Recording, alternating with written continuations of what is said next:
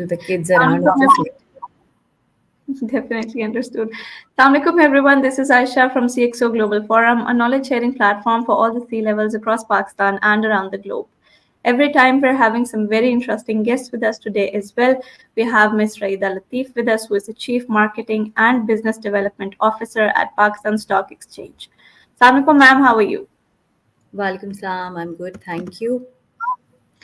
Okay, so how was your day so far? It's 1 p.m. in Pakistan. Pretty active day because weekends are generally very happening. All the things Definitely. that you need to do during the week are just piled up for the weekend. Agreed. Okay.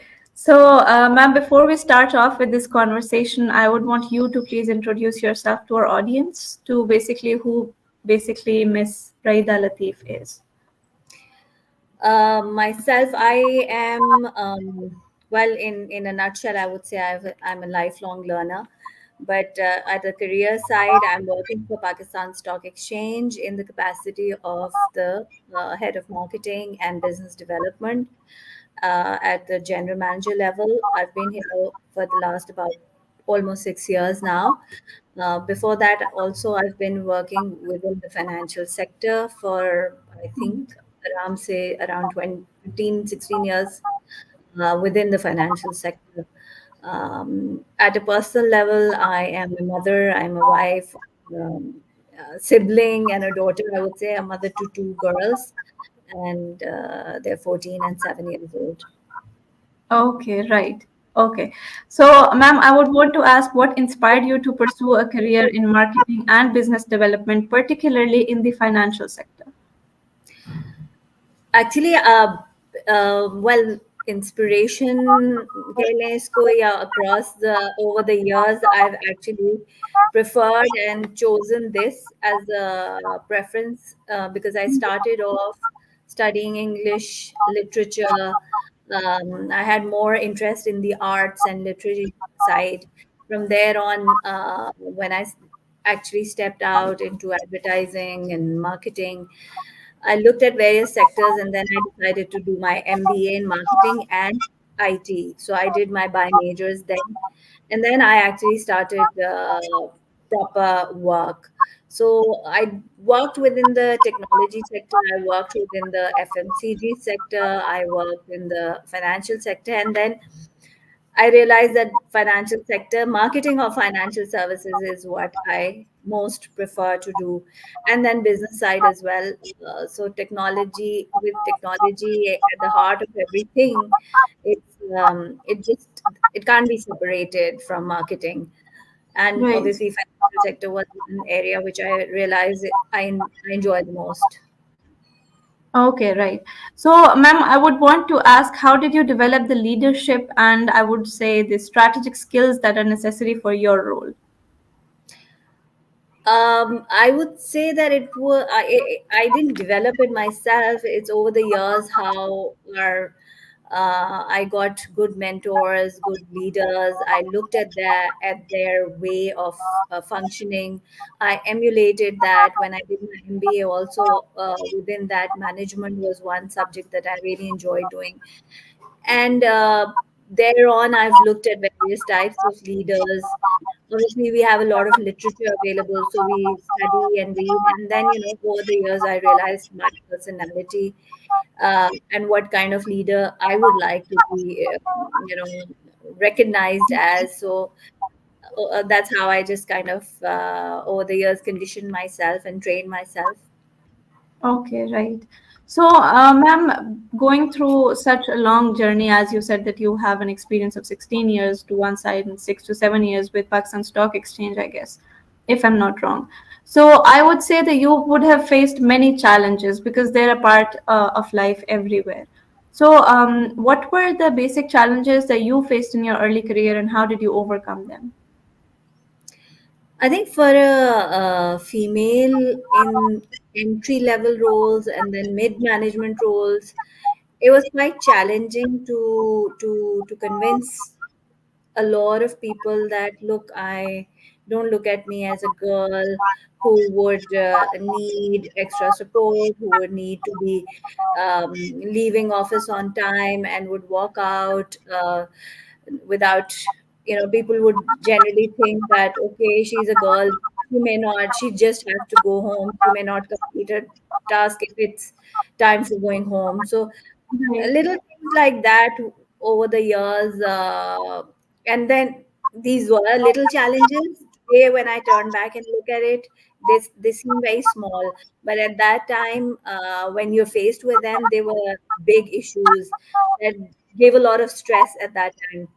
But I think one has to, and women have that ability, that resilience, and they have a higher threshold of patience also.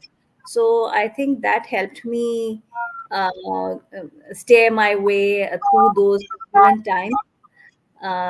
The time when I was having a child, I have two kids, so I went through that time at work twice. And during that time, also telling the world that, okay, it's all right, it's normal to have a baby. And, I can come to work and I will be at work, and I'll be available, kind of thing. So yes, all those have been challenges. Today, when I look back, they don't, they seem very, very small. So yes, for women, in the initial 10 to 15 years of their, 10 years, I would say, of their life, married life, it is quite a challenging time working for working women, because you have to balance work, you have to balance family life, and your own personal needs as well. And it is Definitely. the mental well-being week, I would say. That personal well-being is also very important. Definitely right. Okay. So, ma'am, driving a question from this statement, I would ask, how do you balance between your personal life and your professional life? That's a very, very tough. It's like walking a tightrope, I would say, because you have to really, really, it's a balancing act, ensuring that your kids also have time, so and your family life doesn't get affected. Uh, Right. yes, there are. It is challenging, but it's good fun also, because when I work, and I love my work, that gives my children, my family, the confidence that she's happy and she's performing, she's getting fulfillment in what she's out there and achieving. And they also drive a level of pride in what I do, because I share my achievements with them. So Right. with my husband, with my kids. So I think that, and obviously when it's their time, it's their time. I ensure that that doesn't get affected. Okay, okay, right. That would be the key thing that helps you in managing both places. Okay, so ma'am, I would want to ask, how do you stay updated with the evolving market trends and the strategies, I would say, in such a dynamic industry? I think I dedicate an hour or two every day to reading up, looking at what kind of new trends are coming in. So I mean, if I look back, there was a time when internet was there, and email, was there. Then later on, Facebook came up. I learned all about Facebook, then LinkedIn, Insta. So I've kept myself really abreast. And other than that, technology improvements, CRM, dashboards. Recently, AI is the thing I'm looking at ways how AI can be utilized to improve my work, make it more efficient. So you need to be updated, and you need to dedicate time to reading what's new. The other thing I do is also periodically learn, take on self taught courses like Coursera or Google Garage, and kind of update myself on the new trends, because some things that we did back 10 years back, they're obsolete today. You're Every right. day there's a new way of project management coming up. there's a new way of communication that's coming up. Definitely So right. you need to read, learn, self-develop, take on courses, attend workshops. So with with sustainability coming in, we talk about impact investing, um, and what is the role of technology and how we can look at various ways of making existence sustainable using technology. So these are various things that I am trying to keep myself updated with. You need to put that few extra hours at night or early in the morning. Right, okay. So, ma'am, outside of work, what are some of your hobbies or interests that you're passionate about? I'm more of an outdoor person, so I'd like to. I prefer working out, exercise, a little bit of running, cycling, swimming, uh, eating out, but that's not really my thing. But just activities out of home, traveling. These are a few things that I like to do, and I enjoy it with my friends and family as well. Okay. So, ma'am, what would be that one advice that you would want to give to somebody staying in your role that you are today? I think it is important to be resilient, be able to look inside and draw strength, understand what your strengths are, what your weaknesses are, leverage on your strengths and try to minimize your weaknesses and improve upon them constantly. Um, be on that journey of self development throughout it. You've never, there's this thought कि लोग कहते हैं कि doctor बनते हैं तो हर वक्त पढ़ना पड़ता है, but it's not true. It's not just doctors, it's every profession that you are in, irrespective of whether you're working or not, whatever your area of interest is, you need to keep developing yourself. So Definitely. self-development and draw that inner confidence and strength that you should know what you need or what is required, and that self-confidence, inner confidence is very important. So develop that in yourself. Okay, thank you for this advice, ma'am. Lastly, how would you describe your experience with CxO Global Forum? I think that there's a lot of information that is being shared by the forum.